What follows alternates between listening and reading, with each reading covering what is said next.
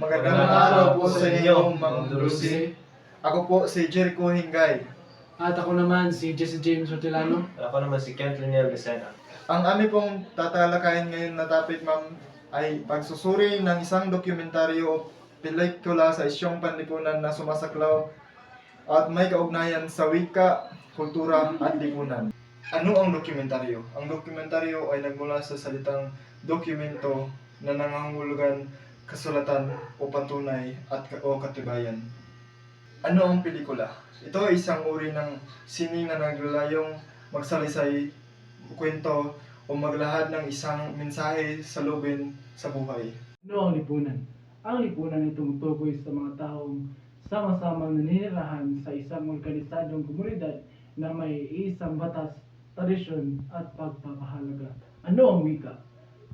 Isang kabuuan ng mga sagisag sa paraang binibigkas na sa pamamagitan nito ay nagkakaugnay, nagkakaunawaan at nagkakaisa ang mga kaanim. Ano ang kultura? Ang kultura sa patak na kahulugan ay ang sining, literatura, paniniwala at kaugalian ng isang pangkat ng mga taong nananahanan sa isang pamayanan. Kahalaga ng wika sa dokumentaryo o pelikula. Mahalagang wika sa ating dokumentaryo dahil ito ay ginagamit bilang kasangkapan o papahayag ng namin at opinyon ng mga tao. Ipinapakita nito ang kahalagahan ng tradisyon, paniniwala at gawin ng isang lipunan. Ipinakita nito ang isyong panlipunan tulad ng globalisasyon. Ang pagsusuri ng isang dokumentaryo o pelikula na tumatalakay sa isyong panlipunan ay nangangailangan ng malalim na pag-unawa sa konteksto nito, partikular ang pag-ugnayan ng wika, kultura at lipunan. Ang mga elementong ito ay nagkakaugnay at nag-iimpluwensya sa isa't isa sa pagbuo ng mga identidad, paniniwala at ang mga sistema ng kapangyarihan. Sa isang pelikula, ang pagpili ng wika, ang dialekto at estilo ng pagsasalita ay maaaring magbigay ng malalim na impormasyon tungkol sa karakter, setting, at mga mensaheng nais iparating ng pelikula. Ang paggamit ng iba't ibang wika sa loob ng pelikula ay maaaring ring magpakita ng pagkakaiba ng kultura at ang mga hamon ng multilingualism.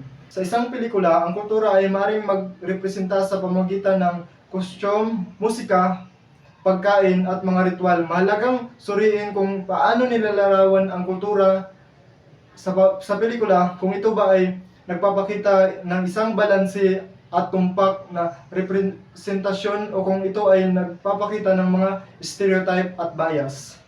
Ang isang pelikula ay maaaring magpakita ng mga instruktura ng kapangyarihan na sa pamamagitan ng paglalarawan ng mga relasyon sa pagitan ng mga karakter, mga institusyon na kanilang kinabibilangan at ang sistema ng pagsasamantala sa diskriminasyon na umiiral sa lipunan. Ang pagsuri ng dokumentaryo o pelikula ay nagbigay daan upang masuri hindi lamang ang kanilang mga mensahe kundi pati na rin ang mga kahinaan at kakayahan ng bawat aspeto ng pelikula o dokumentaryong ito. Kakayahan ng dokumentaryo o pelikula. Ang isang dokumentaryo o pelikula na tumatalakay sa wika, kultura at lipunan ay may kakayahang magbigay ng masusing pagtingin sa mga isyong ito na maaaring magbukas ng mata ng mga manonood sa mga problemang hindi pa nila lubos na unawaan. Kahinaan ng dokumentaryo o pelikula. May mga pagkakataon na ang mga dokumentaryo at pelikula ay maaaring maging bias o may sariling agenda. Halimbawa, kung ang pelikula ay hindi nagpapakita ng iba pang pananaw sa isyo, maaari itong magbigay ng isyong makitid na pagtingin na hindi nagpapakita ng kabuuan ng isyo. Ang pagsuri ng isang dokumentaryo o pelikula tungkol sa wika, kultura at lipunan ay nagpapakita ng kakayahan nitong magbigay linaw at magbigay inspirasyon sa mga manonood. Ngunit may mga kahinaan din ito tulad ng simplicidad, bias, at misrepresentation. Ang pagiging epektibo ng pelikula o dokumentaryo ay nakasalalay sa kung paano nito ipinapakita ang mga isyong panlipunan at kung paano nito ipinapalawak ang mga complex na pananaw ng mga manonood sa mga isyong kinakaharap ng lipunan. Sa pamamagitan ng dokumentaryo, nakikita ng mga manonood ang isang mas malalim na epekto nito sa lokal na kultura at kabuhayan.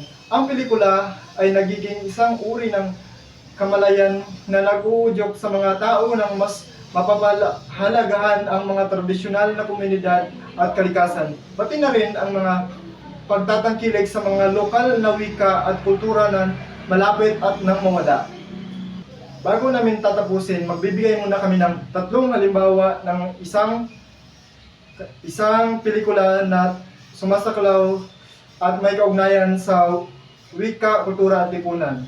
Bago namin tatapusin ang aming facilitation, magbibigay muna kami ng 3 halimbawa ng dokumentaryo o pelikula sa isyong panlipunan na sumasaklaw at may kaugnayan sa wika, kultura at lipunan. Example number 1, Bayan Ko, Kapit sa Patalim. Number 2, Ang Mangingisda. Number 3, Die Beautiful. Ang unang halimbawa, Bayan Ko, Kapit sa Patalim. Ang dokumentaryo ay nakatuon sa mga isyong panlipunan tulad ng kahirapan, katiwalian, at ang paghahanap ng boses ng pamayanan. Ipinapakita nito ang pagsasama-sama ng mga tao upang ipaglaban ang kanilang mga karapatan. Ito ay puno ng mga totoong kwento ng mga tao na naapektuhan ng mga isyong panlipunan. Hindi lamang naglalarawan ng mga individual na karanasan, kundi nagbibigay liwanag din sa mga mas malawak na isyu sa lipunan. Ang Bayan Ko, Kapit sa Patalim ay isang makapangyarihang dokumentaryo na nagbibigay diin sa ugnayan ng wika, kultura at lipunan.